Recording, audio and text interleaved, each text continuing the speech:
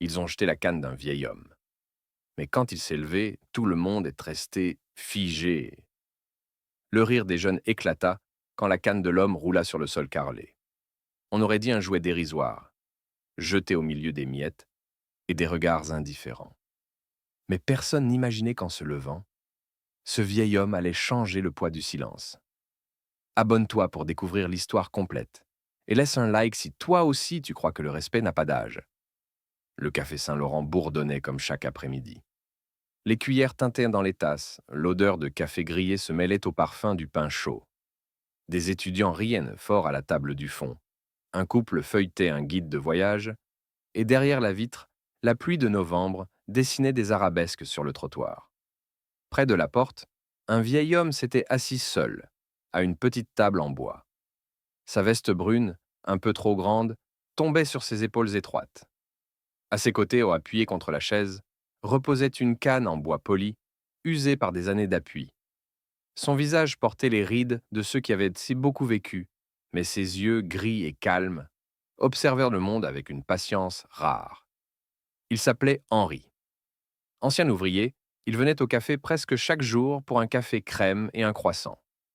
Il ne parlait pas beaucoup, mais son sourire discret suffisait pour ceux qui prenaient le temps de le remarquer. Ce jour-là, pourtant, personne ne sembla le voir. Ou plutôt, certains choisirent de le voir comme une cible. 3 jeunes entraient à peine, encore bruyants de leurs blagues de rue. Ils portaient des baskets neuves, des vestes trop larges, et cette arrogance de ceux qui croient que le monde leur appartient.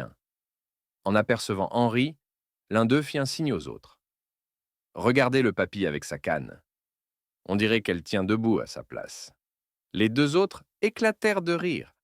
Henri leva à peine les yeux, puis retourna à sa tasse. Il avait l'habitude des moqueries. Trop souvent, il avait entendu ces rires, trop semblables d'une génération à l'autre. Mais les garçons, enhardis par l'indifférence des clients, s'approchèrent. Alors, Pépé, tu tiens sans ça, dit l'un en désignant la canne. On parie que non, ajouta un autre, déjà prêt à s'en emparer. Henri serra sa tasse un peu plus fort, mais ne dit rien. Ses doigts tremblaient à peine. La salle, elle, fit semblant de ne rien voir. Le patron derrière la caisse haussa les épaules et replongea dans son journal. Une femme près de la fenêtre détourna le regard, gênée. Le plus audacieux des 3 saisit la canne et la souleva brusquement. Henri eut un léger mouvement, comme si on lui arrachait une part de lui-même. « Allez, les gars, on joue au Mikado avec !»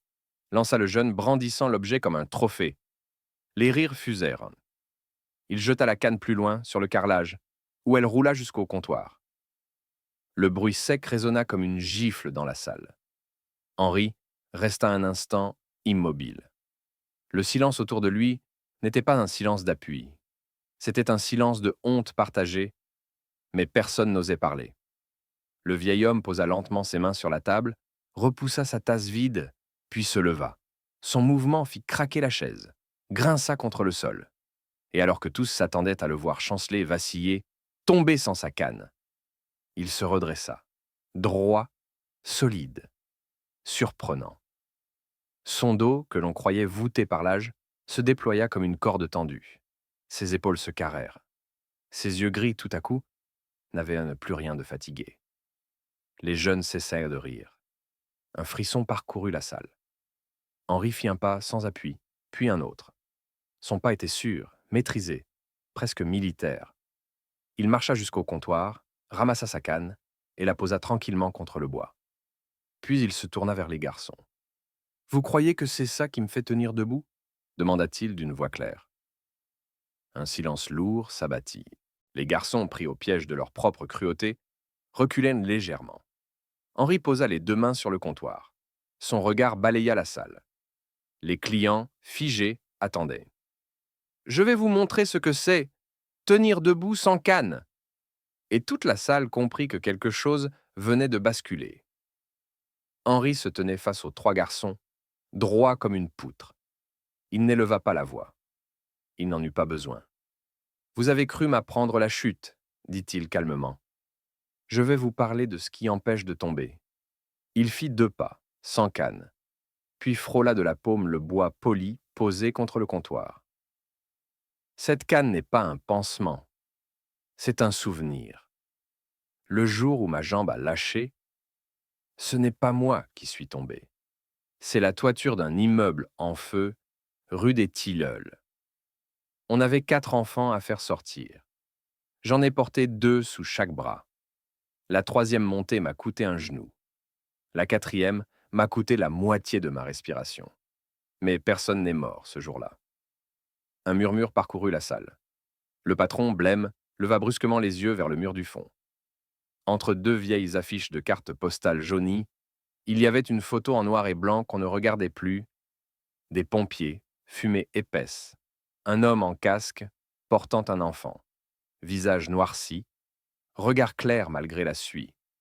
Le patron cligna des yeux, puis souffla, presque pour lui-même. « C'est vous, Henri inclina la tête. « On m'appelait le commandant, autrefois. Aujourd'hui, on m'appelle Pépé. Les noms changent, la tenue aussi.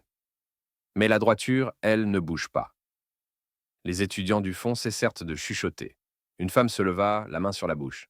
« Mon frère, c'est vous qui l'avez sorti de l'incendie de l'atelier, il y a 15 ans. » « Nous étions une équipe, corrigea Henri. « Toujours une équipe. » Il se tourna de nouveau vers les 3 jeunes.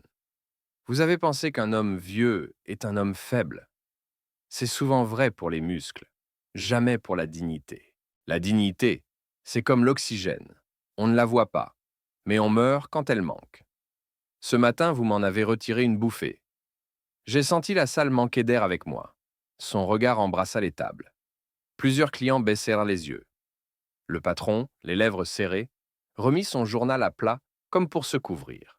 « Ne leur simplifiez pas la faute, » continua Henri sans dureté. « Vous avez regardé. J'aurais préféré que vous vous leviez. » Il se tourna enfin vers le plus hardi des 3, celui qui avait jeté la canne. « Comment tu t'appelles ?»« Elle, Lucas !» balbutia le garçon. « Lucas, prends-la !» Le jeune homme hésita, puis fit 3 pas et ramassa la canne avec une précaution maladroite, comme s'il tenait un objet sacré. Plus près, Lucas s'exécuta. Henri posa sa main sur la sienne, sans serrer. « Tu sens ?» dit-il. « Le bois est lisse, parce que la main l'a poli. C'est ce que fait le temps quand il n'est pas perdu. Il polit. » Il retira la canne et la reposa contre la table. « Maintenant, regarde-moi. » Henri inspira profondément. Sa poitrine se souleva, puis il plaça ses pieds, comme on le fait quand on prend appui. On m'a appris la canne de combat quand j'étais jeune sapeur, pour garder l'équilibre quand la fumée te vole la vue. Ce n'est pas une arme, c'est une mémoire du corps. Il fit un mouvement lent, précis, un demi-cercle qui ne touchait personne, mais qui coupait l'air juste assez pour qu'on entende siffler le silence. Le geste n'avait rien d'agressif. Il disait « Je sais jusqu'où va ma force et où commence la tienne. » Puis, il reposa la canne. « Je ne vais pas vous dresser. Je vais vous demander de choisir. » Il tendit la main vers les jeunes. « Choisir, c'est ramasser ce que vous avez cassé. Pas la canne, elle est entière, mais le fil qui relie les gens. Vous allez vous excuser. Ensuite, vous allez réparer. » « Réparer quoi ?» s'étrangla le deuxième. « Le sol d'abord, les miettes, la trace de votre passage. Puis vous allez servir ce café pendant 1 heure avec le patron, gratuitement. Vous porterez des tasses, vous nettoierez les tables, vous direz bonjour et merci. Et vous resterez debout, sans canne. » Le patron écarquilla les yeux, prêt à protester, puis s'arrêta. Il regarda la photo au mur, regarda l'homme devant lui et hocha la tête. « S'ils veulent, ils peuvent. » Lucas ouvrit la bouche, puis la referma. La honte lui nouait la langue. Il se tourna vers Henri. « Je suis désolé, monsieur. Pour la canne. Pour les rires. Pour tout. » « Ça, c'est parler, » souffla Henri. « Maintenant, fais. » Les 3 garçons se mirent en mouvement, gauchement d'abord. L'un alla chercher une serpillière, l'autre revint avec un plateau. La serveuse, encore méfiante, leur confia 2 tasses. Leurs mains tremblaient trop pour renverser quoi que ce soit. Quelques clients proposèrent de l'aide. La mécanique du café reprit, mais différente. On y entendait la volonté d'être à la hauteur. Henri s'assit. Sa jambe, enfin, réclama la canne. Il la saisit, mais non pour se plaindre, pour marquer le tempo du temps retrouvé. Le cliquetis régulier contre le bois de la table sonnait comme un métronome discret. Une porte claqua au fond. Un homme en uniforme bleu sombre venait d'entrer, casque sous le bras. Il resta figé en apercevant Henri. « Commandant Marshall !» Plusieurs têtes se tournèrent. L'agent salua, droit comme un i, les yeux brillants d'un respect ancien. « Je vous dois ma vocation, dit-il simplement. Vous êtes venu parler à notre collège quand j'avais 12 ans. Vous aviez dit, le courage, ce n'est pas ne pas avoir peur, c'est tenir la peur par le col. » Un souffle parcourut la salle. Ce n'était plus du frisson, c'était de la fierté. Les regards revinrent vers les garçons qui frottaient le carrelage, rouges comme des tomates. L'agent s'approcha d'eux, posa 2 gilets fluo sortis on ne sait d'où. « Enfilez. Vous avez service. » Henri eut un mince sourire. « Vous voyez, on ne vous écrase pas. On vous relève. » Lucas hocha la tête, les yeux humides.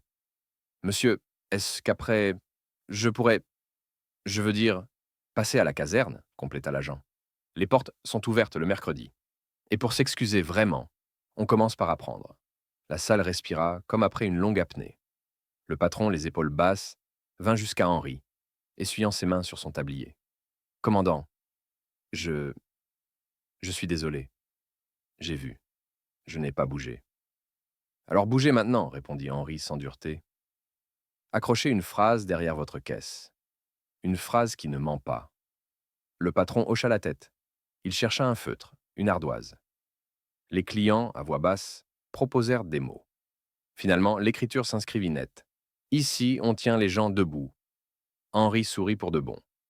Il posa 2 doigts sur la photo en noir et blanc, comme on salue un vieux camarade. Puis il regarda de nouveau la salle. Les mains qui servaient, celles qui aidaient, les regards qui n'évitèrent plus. « Vous avez figé quand je me suis levé, » dit-il doucement. « C'est normal d'être surpris. Mais la surprise ne doit jamais être plus forte que la bonté. La prochaine fois, levez-vous plus vite que vos peurs. » Il replaça la canne contre sa chaise. « Et maintenant, apportez-moi un café crème. J'ai soif. » La salle éclata d'un rire léger, pas un rire qui blesse, un rire qui relie. L'heure qui suivit n'eut rien d'ordinaire.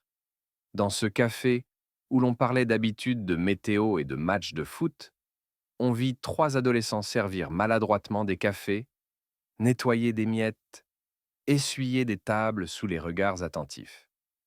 Chaque geste, d'abord maladroit, devenait une forme d'excuse en mouvement. Le vieux monsieur, Henri, sirotait son café crème avec un calme olympien. La canne posée à ses côtés n'était plus un symbole de faiblesse, mais un rappel silencieux de ce qu'il avait dit. La dignité, c'est comme l'oxygène. La serveuse souffla, amusée, en regardant Lucas poser une assiette devant un client. « Avec le sourire, mon grand !» Lucas força un sourire, un peu gauche mais sincère. Le patron, lui, avait retrouvé une droiture qu'on ne lui connaissait pas.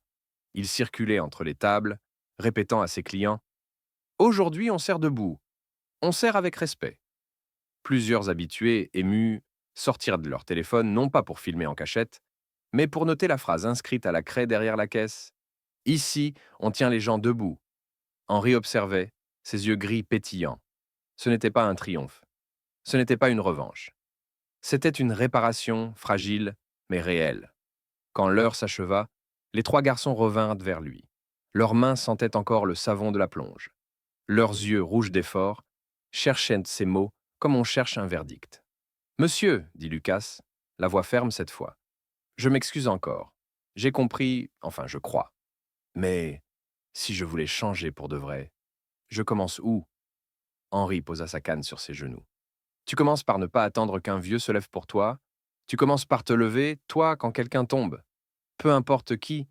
C'est ça, être un homme. » Le silence dans la salle se fit dense, presque sacré.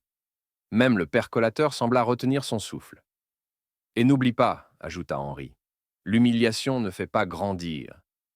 Mais la réparation, elle, fait pousser droit. » L'agent de police, toujours présent, demanda alors la parole. Il fit signe au patron.